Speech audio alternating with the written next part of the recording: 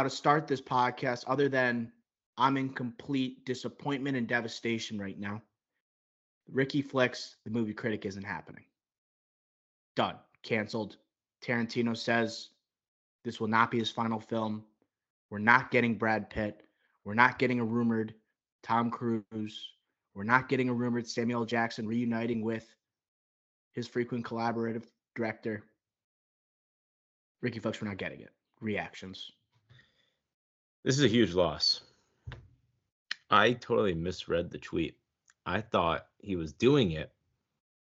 And then he's like, Wolf of Wall Street, I'm not effing leaving. The show goes on. I'm making another movie, and that's going to be my final film. Yeah, I just misread it. My brain started going, Star Trek, Kill Bill 3. So you're saying there's a chance there? He's not even 60 yet. I think he turned 60 this year. And he's seeing Ridley Scott, Martin Scorsese, Steven Spielberg, all around 80 or in their 80s, consistently working or working more than ever. And I thought, oh, of course he's going to do another film. Yeah, do one more. And yeah, no, I clearly misread it. This is a disaster. And disaster for Tom Cruise. This would have been a great sliding moment for him to get back in this type of role. And then do a big jump off with Warner Brothers in a big dramatic leading role again, or a big dramatic major supporting role like in a Magnolia. So this would have been a nice little cameo / minor supporting role in a Quentin Tarantino movie where he would have written him a perfect role with great dialogue to get his juices flowing again. So it's terrible for Quentin, terrible for film, and terrible for Tom Cruise, and thus for film and us again. This comes on such a day where directors had such positive news. Spielberg, an original UFO film coming. You got Martin Scorsese, we're going to talk about. He's casting his Jesus movie, right? He's casting for his Frank Sinatra biopic that we didn't even know was on the way. And you have this type of news drop. Tarantino sticking to his guns, saying 10 films. I misread the tweet the first time as well, Ricky Flicks. I was hoping that he has kind of changed his mind. And I think there is time to change his mind. I bet the movie critic is not off the table completely. I think with this new age of film, and you have these legends, these icons working late in their career, and then still operating at a high level, it gives me hope. We still might see the movie critic someday. Quentin Tarantino, he might get bored, right? And he might want to come back to filmmaking, but the stubbornness of Quentin Tarantino wanting to make his 10th film, the prospects of this film felt so good. And Ricky Flicks, I'm about to tell you a detail right now that is going to make you more upset. Are you ready? Yes. Brad Pitt was supposed to return for the movie critic.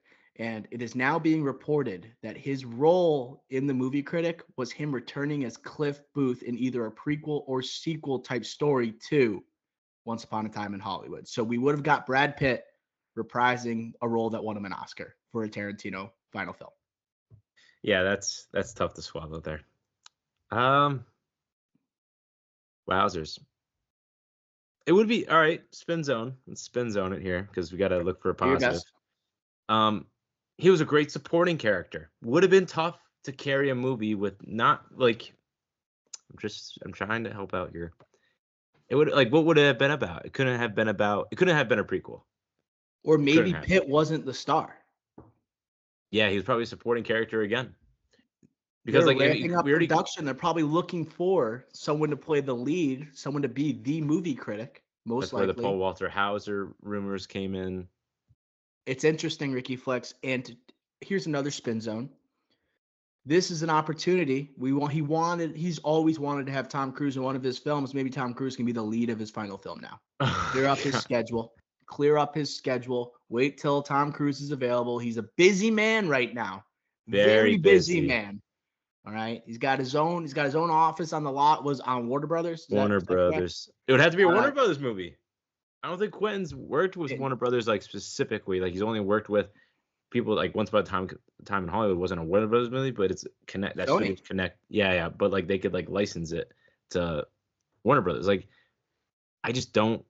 Man, that would be crazy. Him working with a big studio. I don't think he's done that. I don't, it's just devastating news to start because I was coming in with such high aspirations. I saw that tweet, read the first sentence. I was hopeful. I was like, oh, it's not going to be his final film, but he's still making it, right? And then I read the rest of the tweet. I'm like, oh no. And then when I get the subsequent tweet that Cliff Booth was supposed to appear in the movie, I felt like I was Willem Dafoe in Platoon, just taking bullet after bullet. It just wasn't stopped. It was hailing on me in that situation, Ricky Flicks. And I can't believe you were so out of it. You didn't even know about the Cliff Booth aspect. When we were hopping on the pod, right? And you were saying, why are you in such a bad mood, Dr. O? This is exactly why. The potential was on the table, right? And there's always talk about Tarantino's shared universe with all his films. There's always small details. This would be the biggest hint at a connected universe when you have an actual character reappearing in a Quentin Tarantino movie that was in a previous one. But like, you have to I didn't know. I misread the tweet. I was thinking this is positive news. And when you look at our docket today, this would have been an all-time checkup. So of course I'm like, why are you in a bad mood? So yeah, now I'm in a bad mood. But I think you gave the right spin zone. You always want to work with Tom Cruise. Tom Cruise is clearly willing to get into more dramatic roles again. I think if Tom Cruise is the lead in a Quentin Tarantino movie, I'd rather have that than what this would have been. I will take that any day of the week, and this will be a much needed sacrifice. I will take that.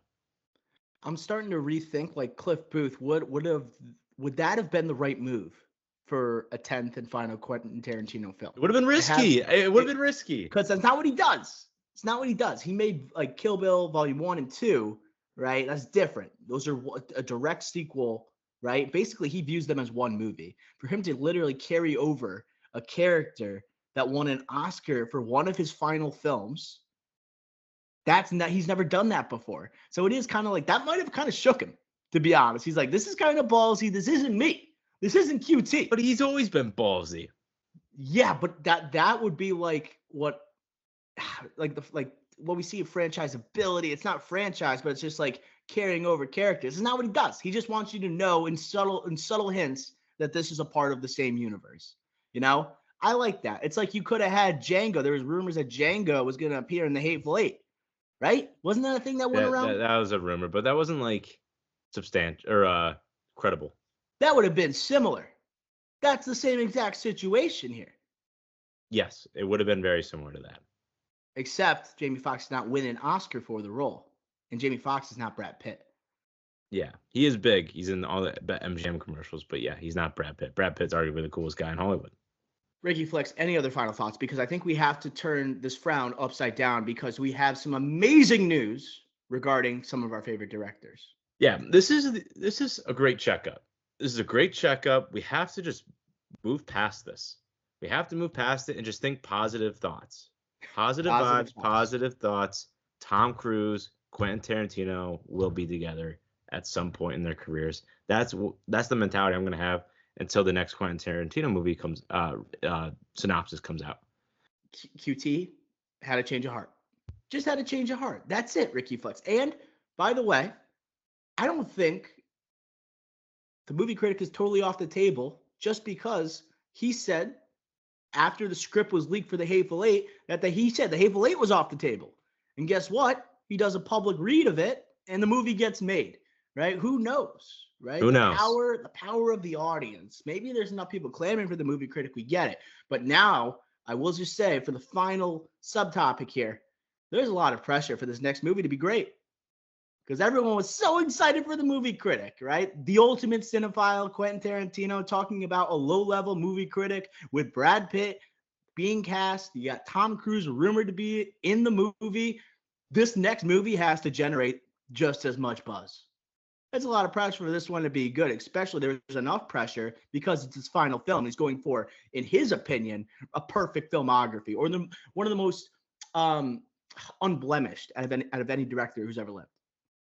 Yeah, I'm just afraid that if he's not going to take a risk with this, then he might just say, you know what? I'm just going to do a Kill Bill 3. No way. Oh my God. I'm a little nervous. I'm a little nervous for that now. And I guess I would still love it, and I think it'll be great. But when you just said unblemished, that would be a blemish because he looks at Kill Bill 1 and 2 as one movie. it would be a blemish if he made a Kill Bill 3. And I'm a little nervous. He's taking it a little conservative here, a conservative route, and he might go that direction. Something that's very familiar with. Again, I'm not saying I think that's the favorite thing. Or Coward way out. That would, but I'm saying that would be the coward's way out if he did that. You wouldn't, if it was another director, like you would say, like, oh, that's kind of cool that you have Kill Bill 3 as your final movie, right? But at the same time, this is Quentin Tarantino, and he has been adamant that Kill Bill 1 and 2 is one movie, right? Adamant. So he would say Kill Bill 3 is the sequel to Kill Bill 1 and 2. You know, that's the second film. He can't do that. He can't. It would be a go blemish. against everything that is Quentin Tarantino. Yes, agreed. All right.